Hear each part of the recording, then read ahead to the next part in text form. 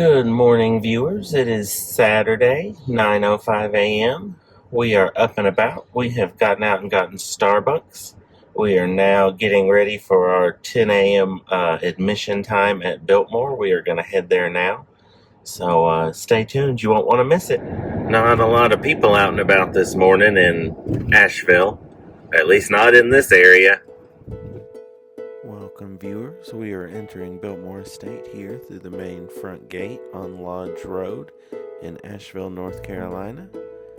I just wanted to take a moment to tell you that this vlog is going to feature a lot of footage of Biltmore House and me voicing over telling you about the room, any history I may know, etc.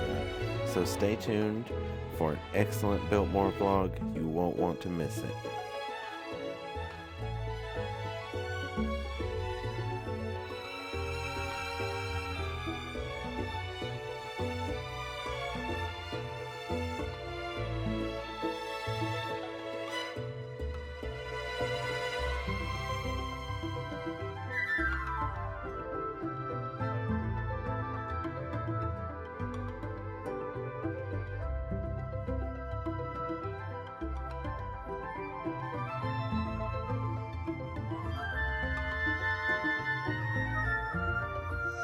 We made it, viewers. We're walking. We're going to the shuttle area. Stay tuned. I hope that shuttle doesn't drive off.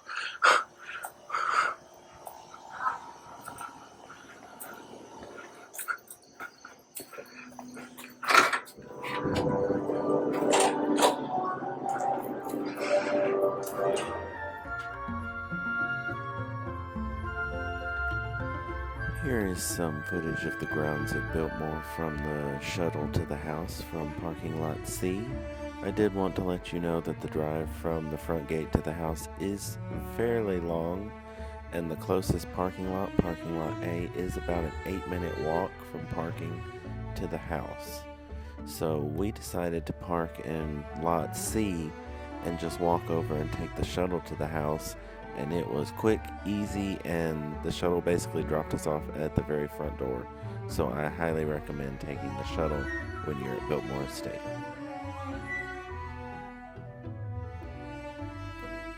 We have made it, viewers. We are in line. They're going to check my ticket. Here we have some footage of the facade of Biltmore House. You can see all these beautiful windows and the fountain and all the detail that was put in even to the exterior of this beautiful home. The views up from the front of the house are immaculate. The detail, the hand carving.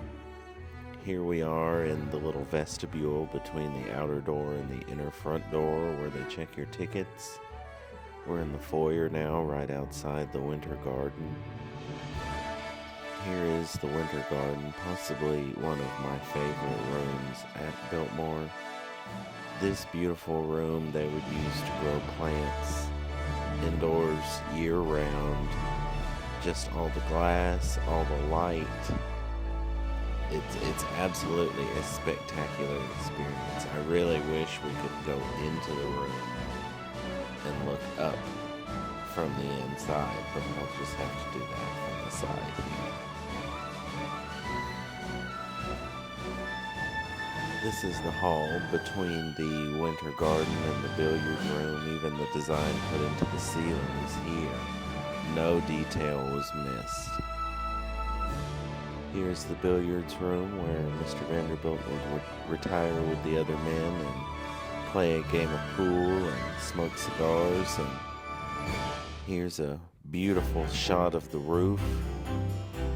We're now moving into the banquet hall here at Biltmore. You can see how tall this room is, these huge chandeliers hanging over the table.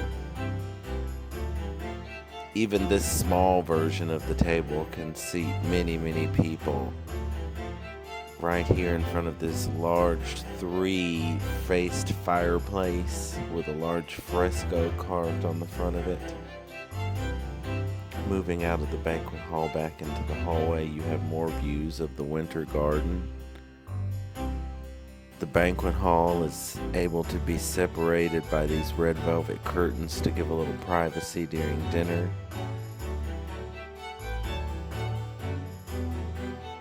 As you move through the hallway along the winter garden, you move into the breakfast room. This is a more informal dining area that the Vanderbilts would use when they were eating, of course, breakfast, but perhaps lunch or a less formal, small, intimate dinner. Just 8 to 10 of your closest friends. The house is filled with portraits of the family. From the breakfast room, we move into the main floor salon where people could sit and rest and enjoy the art, enjoy the beautiful views from all the windows. From there, we move into the music room. This room has a very storied history in World War II.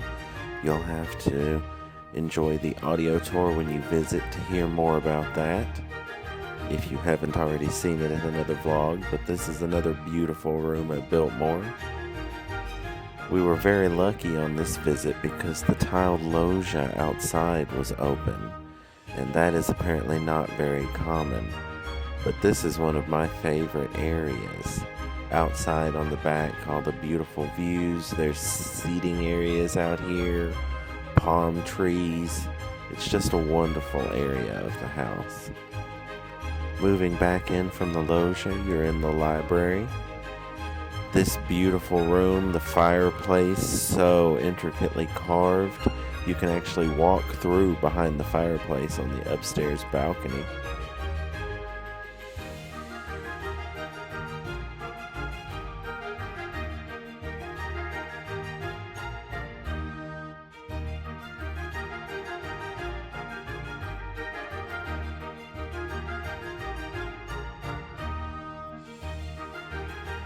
The ceiling in the library is something you'll absolutely want to make sure you check out when you visit Biltmore yourself. This is one of the most popular rooms at Biltmore, and you can absolutely see why. Outside of the library, you have the tapestry gallery. I personally love the tapestry gallery. I could imagine hanging out with family and friends, moving out onto the tiled loggia right behind. The windows open, the curtains blowing in the breeze. It would be a luxurious experience.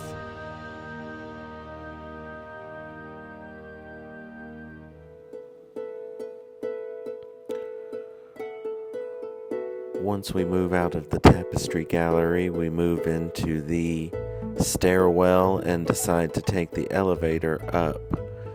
Here's a view of the stairs while we wait for the elevator.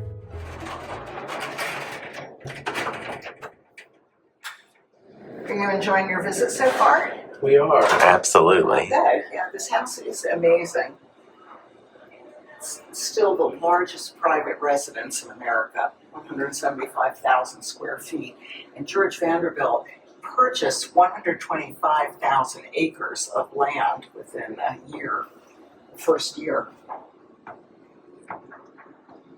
How many acres is it now?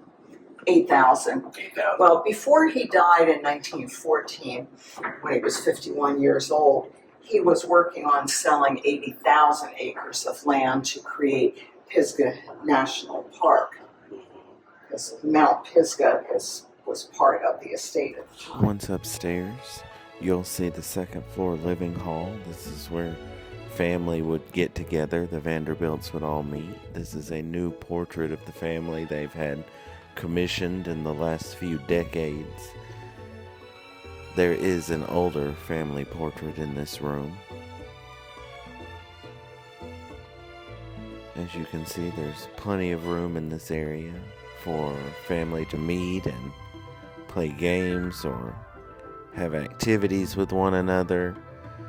The environment is just beautiful. The furniture is so ornate.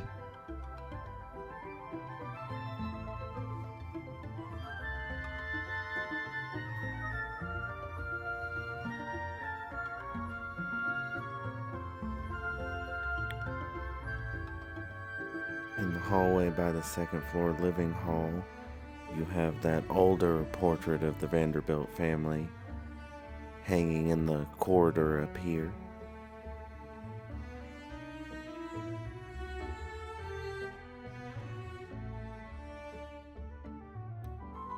Here we're in Mr. Vanderbilt's bedroom.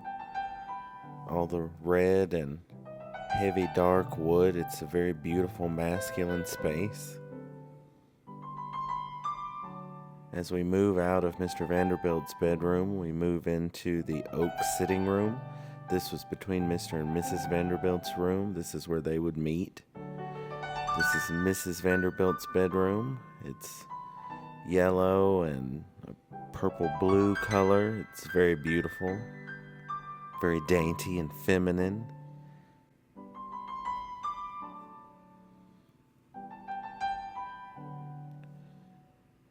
We're moving upstairs now to the 3rd floor.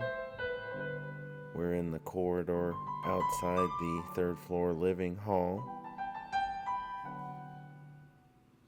Here's a view of the conservatory from the inside. You can see just how beautiful.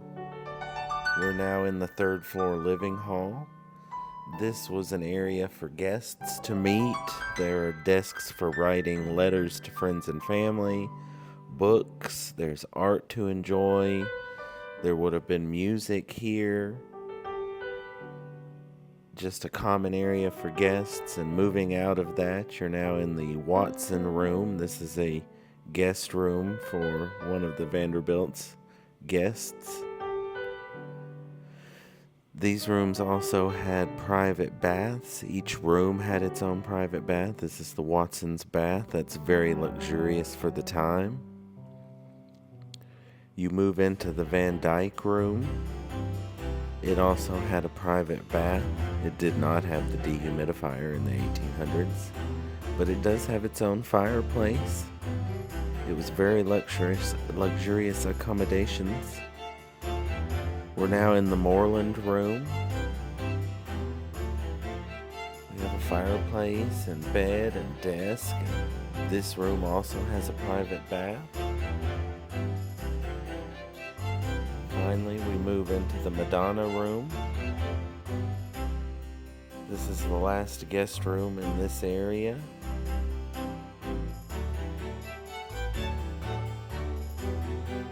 Before we head downstairs, here's one final look at the staircase and the beautiful wrought iron chandelier that hangs amongst all the floors. Okay, viewers, we are downstairs at Biltmore now, and we're headed towards like the pool area. Very, very worried about it. I hate the pool. Bad vibes. We're now moving into the basement of Biltmore House, viewers. You can see all the arches supporting this huge house. We move into the Halloween room here in the basement. There are a lot of Biltmore exhibits and displays showing the history and the construction of Biltmore, the construction crews that helped build it. There's also paintings on the walls that are very old. Here's some more information about the materials and the science and innovation that went into building Biltmore. But this room is called the Halloween room because it was painted by Mr. Vanderbilt's daughter for a New Year's Eve party. And there are many bats and cats in the paintings, and that's how it got its name. Once you leave this room, you move into the house's private bowling alley because every home needs a bowling alley. Biltmore not only has one bowling alley, but actually has two, so two different people can bowl, while servants stand down there and stand your pins back up so you can bowl the next frame. After the bowling area, you move into the dressing area. This was the women's dressing area specifically. This is where women could change for swimming or for like use of the gym. This is a private dressing area for the pool. Okay, viewers, the time has come. There's the pool.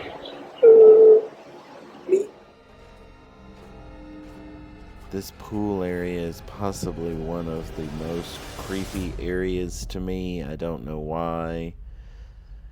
The audio tour was talking about how they would swim in heavy woolen garments, even for swimming, and so those loops of rope on the sides to the left were actually for them to cling onto when their wool got so heavy they had trouble staying afloat. Here's the gym. It is also a little dark and scary, but better than the pool in my opinion. We move into the servants' areas now. Here we have some of the refrigeration storage for dairy products, canned goods storage, a large pantry. Here we have jarred things and hanged meats. We also have a servants' area, another servants' room. We're now in the kitchen. This is the rotisserie kitchen in Biltmore.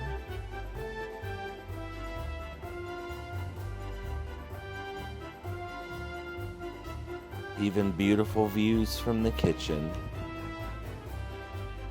This is the larger main kitchen at Biltmore. You can see all the workspace and the large range over there. They even had early refrigeration to keep things fresh in the house for guests. Here's a dumbwaiter that they would use to move food from the kitchen to the upper floors. Here's the servants' dining area where the servants would eat their meals. Here's another refrigerated storage area. Here you have the supply to the organ above. More storage area for brass and whatnot. Pottery and china is stored in here. A laundry area. Here's the full laundry room. All the sinks and tables where all the washing and cleaning. Here's an early washing machine Biltmore had, and drying racks even for drying clothing. You'll pass back by the banquet hall as you're moving out. Here's a view of the smoking room.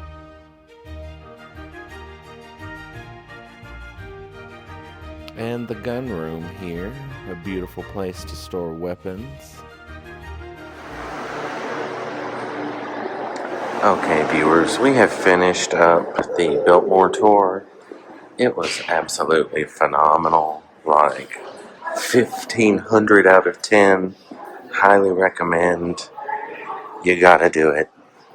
You gotta come to Asheville. After our house tour, we moved to the carriage house. An interesting fact about this is that this is where the male servants actually lived, above the carriage house. But we actually went to the Stable Cafe for lunch. So we managed to get a table for lunch at the Stable Cafe here at Biltmore. So stay tuned for the menu because it looks really good. It smells amazing in here, like amazing.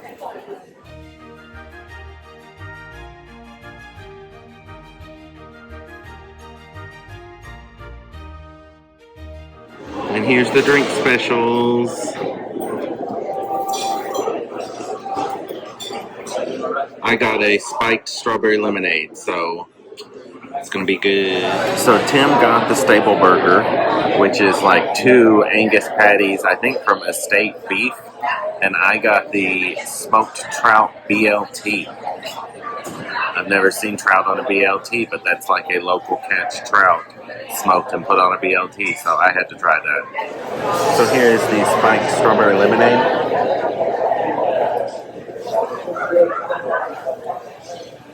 Oh, phenomenal.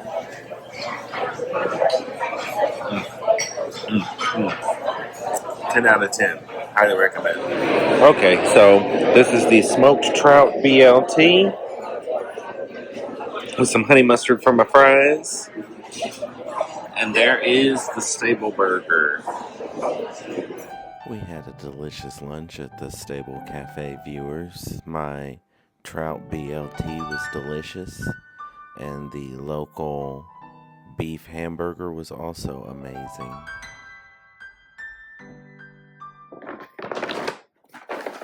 Welcome back to the vlog, viewers. I thought you might want a little shopping haul to see what I got from Biltmore. I'll start small. I got this little ornament because I always have to get a Christmas ornament.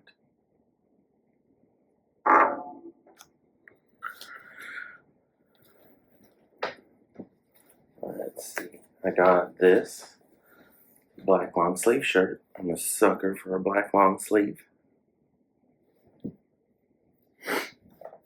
because I had to get something to commemorate the King Tut visit to Biltmore. I got the Biltmore King Tut mask shirt.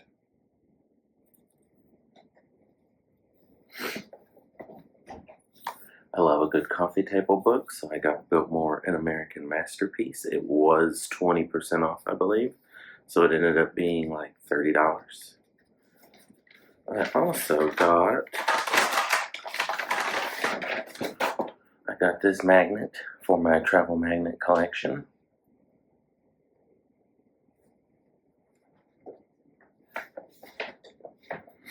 I got this Brut sparkling wine from the winery. Hopefully it's going to be like champagne-ish. And then a champagne dill mustard. Can't wait to try that when I get home. And last but not least, always for the avid collector, Biltmore Monopoly to go with Royal Caribbean Monopoly and Titanic Monopoly and all the other types of Monopoly, because I got them. We are parked by the Park and Ride shuttle in Lot C.